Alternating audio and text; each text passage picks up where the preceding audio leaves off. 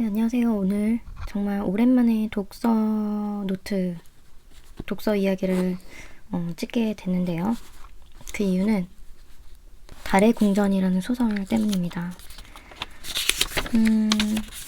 보통 독택이라는 말을 하는데 이 달의 궁전을 읽은 순간 저는 독서 블랙홀에 빠지고 말았는데요. 일단은 너무 이야기가 장황하고 또 3대의 이야기를 한 권에 담다 보니까 이 시점이 굉장히 따라가기가 힘들더라고요. 또 지루하기도 했고, 그런데 끝까지 읽어본 결과 재미는 있습니다. 그리고 이렇게 삶을 관통하는 메시지를 담고는 있어요. 그런데 정말 읽기가 힘듭니다. 읽어보실 분들은 정말 힘들다는 걸 알고 시작을 하셔야 될 것 같아요. 그래서 폴 오스터의 작품, 특히 달의 궁전이라는 작품은 리뷰가 굉장히 호불호가 나뉘던데 그 이유를 알 것 같아요. 일단은 이 책의 화자는 마르코라는 청년인데요. 여기에 제가 책의 줄거리를 요약을 해서 적고 또 독서 리뷰한 부분을 이렇게 적는 식으로 독서 노트를 적고 있는데 스포일러가 될 수도 있으니까 요 초반부만 잠깐 짚어볼게요. 자, 사생아로 태어나 일찍 어머니를 여의고 외삼촌과 함께 살게 된 마르코 포그. 괴짜 외삼촌 빅터 덕분에 늘 유쾌한 삶을 살고 있다. 그러다 외삼촌이 도라라는 여성과 결혼과 이혼을 거쳐 어딘가 이상해지기 시작했을 때 마르코는 가슴이 아파지기 시작한다. 이혼 후 3년 뒤 심장마비로 숨을 거둔 외삼촌은 천여 권의 책만을 남긴 채 마르코를 떠나간다. 자, 이런 초반부로 시작을 해요. 제가 여기까지의 스토리를 여러분께 말씀드리는 이유는 이거는 아주 극초반부에 불과하기 때문인데요. 어머니도 돌아가시고 외삼촌도 돌아가시고 의지할 곳이 없었던 이 마르코라는 청년이 완전히 사회 부적응자가 돼서 센트럴파크에서 노숙을 하기에 이르는데요. 그러는 동안 만난 친구들로 인해서 이 인생의 구렁텅이에서 한 발을 빼게 됩니다. 그리고 좀 사람 구실을 하고 살아야겠다라고 다짐을 한 순간 한 괴짜 노인의 그 모집 공고를 보고 그 분의 부탁을 들어주면서 본격적인 이야기가 시작이 돼요. 근데 이 괴짜 노인이 들려주는 이야기, 그리고 그 후에 어떤 인물을 만나서 듣게 되는 이야기, 이 모든 것들이 너무 공상과학 소설 같아서 이게 진짜야 가짜야 하면서 혼돈을 야기하는 부분이 분명히 있어요. 그래서 저도 굉장히 많은 책을 읽어봤지만 이렇게 오래 걸린 책은 처음이었던 것 같아요. 이 책을 읽기 전에 제가 읽었던 책은 수타니파타라는 불교의 경전, 초기 경전인데요. 이거를 읽고 도전을 했던 게 굉장히 약이 된 듯 합니다. 이 수타니파타라는 책은 결국은 사람이 아무것도 가지지 못한 채 벌거벗고 태어난 것처럼 그대로 이렇게 죽게 될 텐데 가져서 무엇하냐, 욕망을 가져서 무엇하냐라는 무소유의 가치를 계속 설파하는 책이에요.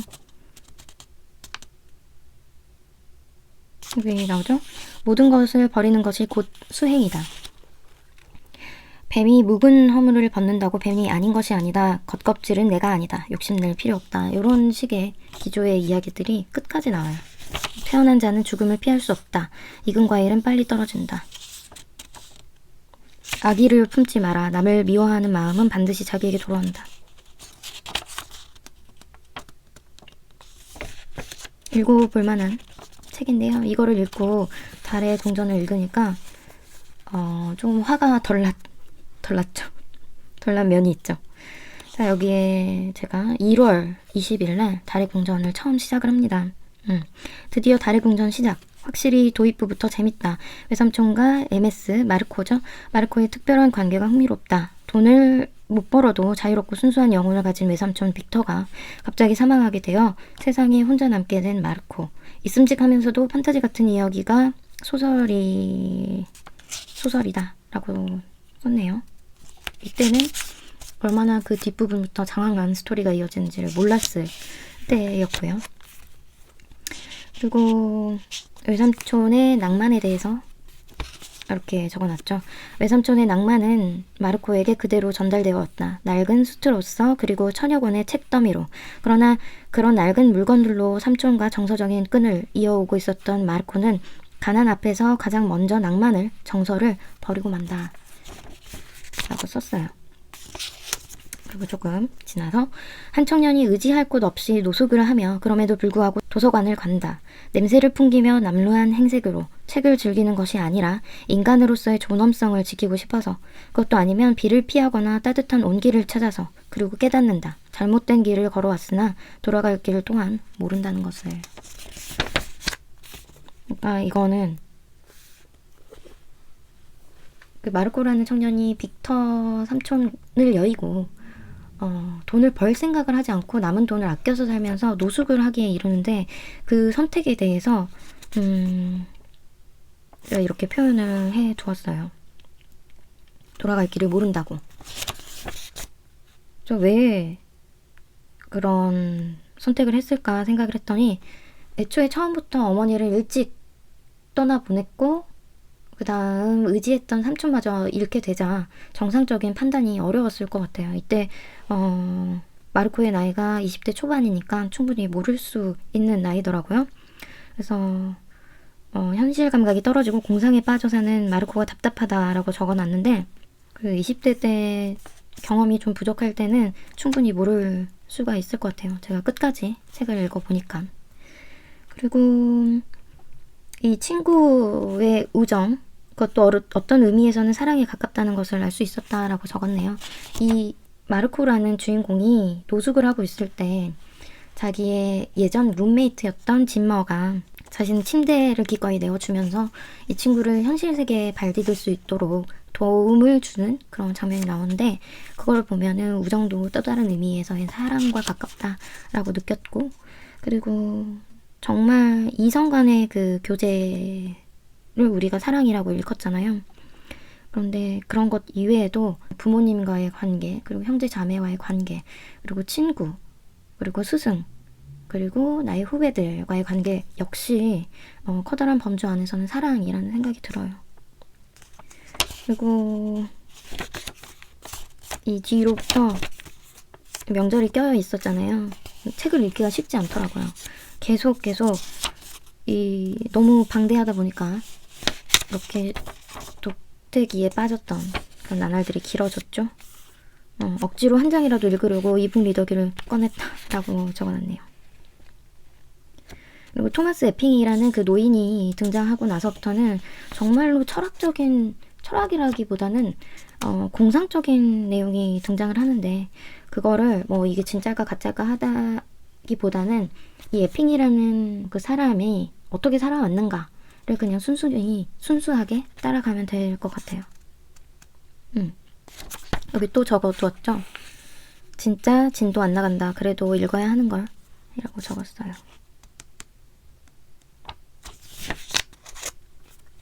그리고 여기에 보면은 토마스 에핑이라는 노인이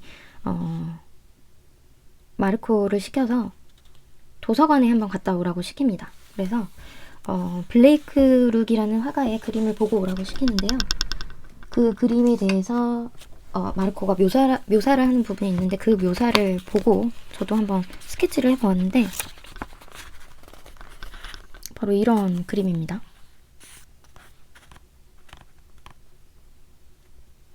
쉽지 않죠? 화가도 아닌데. 아무튼 이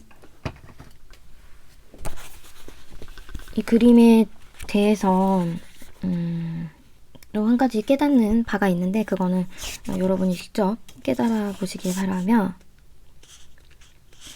이 토마스 에핑의 일대기를 얘가 쭉 이어져요. 이 사람이 자신의 아들을 찾고 있는데 그 아들을 찾게 되면 그 아들에게 나의 그 자서전을 네가 엮어서 꼭 전달해 주길 바란다라는 미션을 줘요. 그래서 이 청년이 토마스 에핑이라는 노인의 그 삶의 전반에 걸친 이야기를 듣고 다 받아 적습니다. 그리고 한 권의 자서전을 만들어서 이 노인 죽고 나서 그의 아들로 추정되는 인물에게 원고를 보냅니다. 그리고 그 아들로 추정되는 인물이 이 자서전을 엮어준 마르코에게 연락을 해옵니다. 그리고 둘이서 굉장히 깊은 대화를 나누면서 이 아들, 그러니까 토마스 에핑의 아들인 솔로몬 바버라는 사람이 이 마르코라는 청년과 이야기를 하면서 또 자신의 그 삶에서 빠져있는 퍼즐 조각을 끼워 맞추게 됩니다. 그래서 이 토마스 에핑이라는 노인과 그리고 솔로몬 바버라는 중년의 남성 그리고 마르코 포그라는 청년 이 세 사람의 이야기가 이 달의 궁전이라는 소설에 다 섞여져서 서술이 되고 있어요. 다 읽고 나서의 저의 평은 드디어 끝이다 라고 적었고요. 정말 비극적인 소설이다. 어디까지가 진짜고 또 어디까지가 거짓인지 알 수가 없다. 그럼에도 불구하고 끝까지 읽어보기 잘했다는 생각이 든다. 굉장히 비극적인 소설인데 청소년 공상과학 소설처럼 아기자기한 그런 느낌이 들어요. 푸릇푸릇하기도 하고. 그럼에도 불구하고 제가 거의 한 달 가까이 이 책을 읽었다는 거는 명절 특수 때문일까요? 아니면 저의 취향이 아니었던 걸까요? 아무튼 근 3주간의 독서의 여정을 마치면서 독서 리뷰를 이렇게 남겼는데요. 이거 한번 읽어드리고 제가 새로 산 책 소개해드릴게요. 자, 달이 떠오를 때까지 한참 서 있었던 마르코. 그 달은 빅터 삼촌이 죽고 건물과 건물 사이에 자리한 달의 궁전 간판과 같이 이상향의 상태로 머물러 있다. 잡을 수 없는 달. 그것은 마르코가 찾아 헤맨 가족. 완전한 가족이었다. 한 소년의 성장기라기엔 너무 비극적이고 모든 것이 무너졌다기엔 마르코는 충분히 희망적이다. 모든 것을 잊어버리고 세상의 끝을 재출발점으로 여기는 청년의 모습이 안타까우면서도 한없이 강해 보인다. 이 소설은 지나치게 길고 광활한 유타주의 사막 같다. 그 어느 것 하나 현실적이지 않고 공상 만화 속에 등장하는 에피소드 같다. 가장 현실적인 것은 모든 것을 잃었다는 것과 그럼에도 불구하고 다시 일어선다는 것이다. 달은 손에 잡을 수 없고 달빛을 소나기에 줄 수 없는 것처럼 마르코가 원했던 이상적인 가정과 사랑은 이루지 못할 목표가 되어버렸다. 이 청년의 삶이 어떻게 펼쳐질지는 모르지만 에핑이 그랬듯 솔로몬이 그랬듯 어떻게든 마르코의 이야기는 그의 아들에게 전해질 것이다. 정말 긴 여정이었다라고 적었어요. 그래서 폴 오스터 작가의 저 산문집은 되게 재밌게 읽었거든요. 그래서 다른 소설도 궁금하고 또 다른 산문집도 다시 한번 읽어볼 겸 해서 다음 책은 빵 굽는 타자기로 설정하고 또 다시 한번 열심히 읽어보겠습니다. 그리고 제가 3월까지 뭐 하나 챌린지를 하려고 하는데요. 바로 이 책을 다 읽는 거거든요. 3월까지. 이게 뭐냐면 작가들이 쓴 에세이들이에요. 산문집들. 이승우, 한강, 우란파묵, 그리고 위화, 천선란, 햇세, 그리고 박경리, 박완서, 폴 오스터까지 이 작가들이 쓴 산문집을 읽고 이제 에세이란 어떤 것인가를 한번 파악을 해보려고 합니다. 그래서 이 예쁜 키링도 달아주었고 북커버도 예쁜 걸 씌워뒀는데요. 사실은 이 북커버가 원래는 A6 사이즈였어요. A6 노트가 딱 맞게 들어가는 사이즈였는데 한번 빨고 나니까 1.5cm 정도가 줄어들었어요. 그래서 이걸 어떡하지 했는데 정말 다행히도 이 롤반 M 사이즈 노트에 딱 맞게 들어가는 거 있죠. 그래서 이거를 그 에세이 공부용 노트로 쓰기로 했습니다. 이렇게 보라색 딸기 패브릭 커버가 너무 예뻐서 이거를 버리게 될까봐 되게 걱정을 했는데 롤반에 딱 맞게 들어가서 다행이에요. 아무튼 그런 이야기가 있었고, 이 달의 궁전을 제가 아주 옛날부터 이 제목이 너무 마음에 들어서 꼭 읽어야지 했던 소설인데 선뜻 손이 가지 않았었거든요. 그게 저의 본능적인 촉이었던 것 같습니다. 정말 저를 블랙홀으로 빠져들게 만든 책이었어요. 비슷하게 그 달과 유펜스라는 소설도 있잖아요. 그 소설은 누구나가 읽어야 할 소설이라고 생각을 해요. 많이들 알고 있듯이 달은 이상을 의미하고 유펜스는 현실을 의미하죠. 돈이 있어야지 예술도 하는 거고, 돈이 있어야지 사람도 사는 거고, 조금 배가 부르게 되면은 또 이상적인 그 예술 또 생각을 하게 되겠죠. 그것들이 어느 하나만 존재할 수는 없고 양립하는 것이다 라는 거를 염두에 두고, 그럼에도 불구하고 나는 이상적인 낭만을 찾겠다 하는 그 화가의 예술 정신을 보고 싶으시면 꼭 한 번씩 읽어보시기 바랍니다.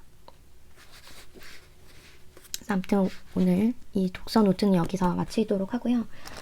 제가 이번에 새로 산 책이 뭔지를 한번 말씀드릴게요. 바로 오르한 파묵의 일기를 담은 먼 산의 기억이라는 책인데요. 제가 이걸 한번 여기서 같이 뜯어보려고 패키지도 아직 안 뜯었거든요. 어디서 자꾸 딸그락 소리가 나는 거지? 아무튼 같이 한번 뜯어볼게요. 제가 오르한 파묵이 그 작가잖아요. 노벨상 수상한 작가잖아요. 내 이름은 빨강이라는 책 아시죠? 그 책의 작가인데 화가를 꿈꿨다는 거는 몰랐어요. 근데 이분이 화가를 꿈꾸었을 정도로 이 그림 실력이 뛰어나더라고요. 근데 이 사람이 2009년도부터 몰스킨 다이어리에 이렇게 그림과 글을 썼다고 해서, 또 제가 다꾸를 즐기지 않습니까? 다꾸러라면, 독서 애독가라면 모두들 이 책을 이런 식으로 너무 많이 보여드리면 안 될 것 같고, 이렇게 돼 있구나. 이렇게 중앙부에 오르한 파묵의 친필 일기가 들어가고, 여백 부분에 해석이, 번역이 들어가네요. 자연과 거의 자연 풍경이 주가 되는 것 같아요. 아마도 오르한 파묵도 산책을 즐기지 않으셨을까 하는 생각이 듭니다. 여행도 굉장히 즐기셨던 것 같고. 그래서 저도 이 책을 산 이유는 조금 일기를 어떤 식으로 써야 할까 고민을 해보게 되거든요. 점점. 왜냐면 다이어리가 너무 많은데 너무 중구난방으로 쓰고 있는 게 아닐까? 아니면 너무 작업용으로만 쓰고 있는 게 아닌가 하는 생각이 들어서, 이렇게 일기에 예술을 더하면 어떤 모양일까? 라는 거를 그려보려고 이 책을 샀어요. 꽤 두껍거든요? 근데 이렇게 여백이 많은 책이라 그림 보면서, 글 보면서 재밌게 읽을 수 있을 것 같아요. 그리고 제본에 대해서 말이 많다고 들었는데 괜찮은 것 같은데요, 제 생각에는. 막 이게 한 장 낱장으로 떨어질 것 같지는 않아요. 그런데 보통의 책과는 다르게, 이런 걸 뭐라고 하지? 사철대본? 그 엮어 만드는 책이라서 불안한 느낌이 있긴 한데 조심해서 보면 되겠죠, 뭐. 아무튼 이거는 제가 다 읽고 나서 한번 어떤지 또 리뷰를 한번 할게요. 이 책과 저희 아빠가 또 무슨 책을 사가지고 사은품을 선택을 할 수가 있더라고요. 저는 이 파우치를 선택을 했는데 호텔 파리칠이라는 브랜드가 되게 감성적이에요.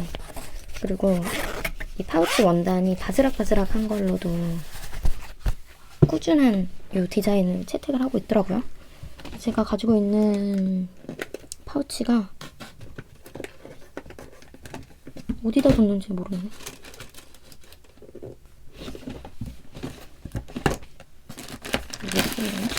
여기 있다. 이것도 제가 샀거든요. 이게 조금 더 모던한 디자인이긴 한데 너무 작아서 이거는 잠시 용도를 생각을 해보고 있는 중이에요.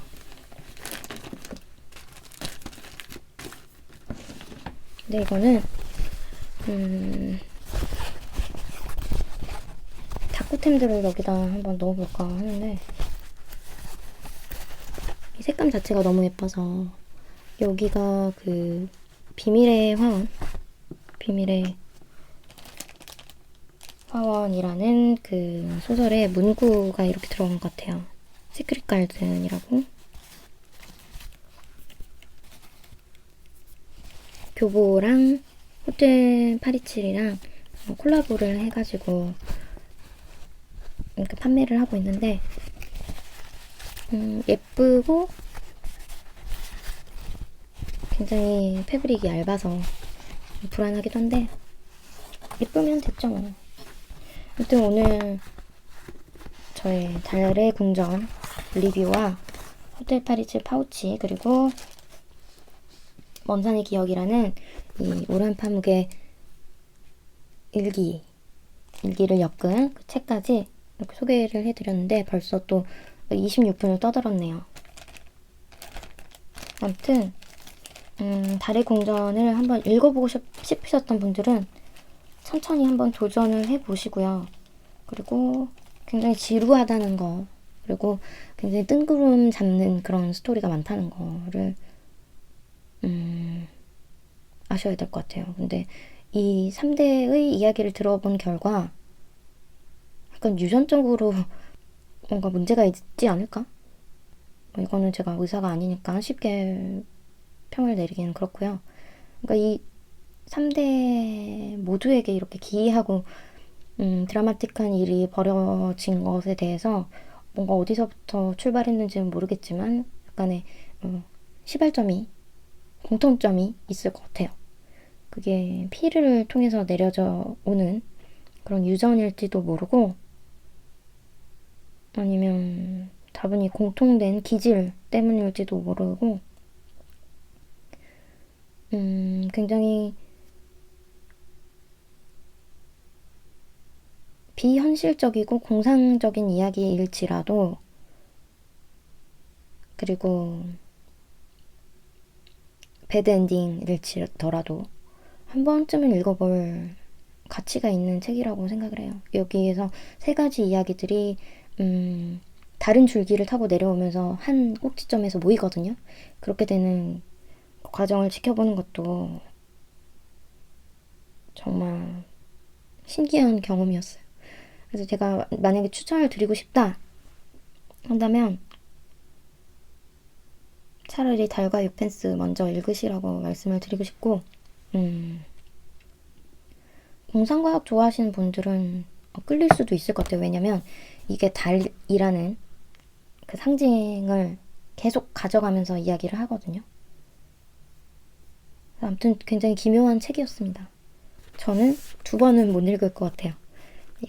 이것 때문에 다른 책을 못 읽은 게 너무 많아가지고 약간 선뜻 권해드리기는 어렵고 아무튼 그렇습니다. 저는 한 일주일 정도 뒤에 빵 굽는 타자기 리뷰로 돌아오도록 할게요. 그러면 긴 이야기 들어주셔서 감사드리고 또 다음번에는 다꾸 영상으로 만나도록 합시다. 감사합니다.